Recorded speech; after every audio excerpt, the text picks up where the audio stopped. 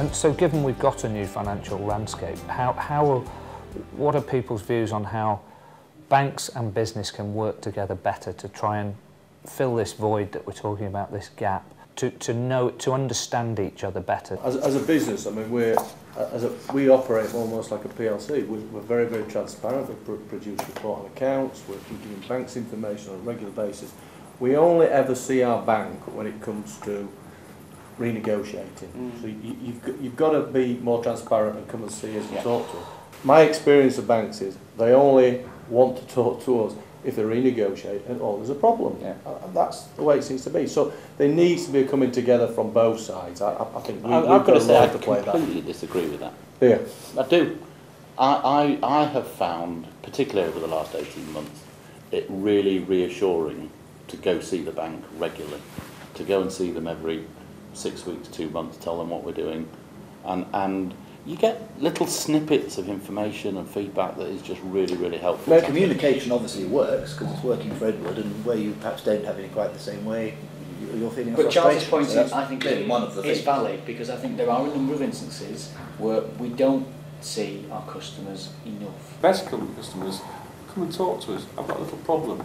I might need to tweak this in advance. Or I've got an issue here. Can we talk about how we can help each other? If they can't tell us in advance, in at least a quarter, what's going to happen with their business, because they're on the phone every day, they're visiting their customers, they're on their sites, they're in their shops. If they can't see it and they can't tell us, how the heck are we supposed to know it? And all of a sudden, you're delivered in a fait accompli, which you can't do anything about. Whereas if you've got the time and the ability to manoeuvre around some of these problems, they actually don't end up being problems. Do you think that's maybe, Sean, a result of the wider publicity that you don't want to go and talk to your bankers, as Charles said, because of the wider publicity that the banks will just nail you down? Well, maybe that's a valid point, but Lee talked before about financial leads.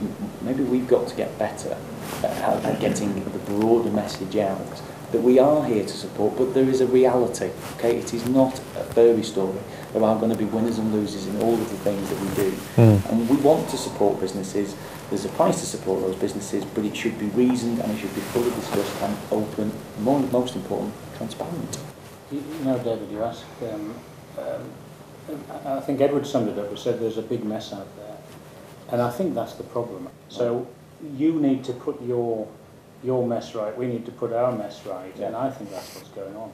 I think all the good people will work very well together in this new landscape, but first we have to work through this. Well, I think we talked about businesses and banks need to communicate more if we're going to move forward and look forward into the future. I'd like to think we've done our bit today with that, and thank you very much for your time.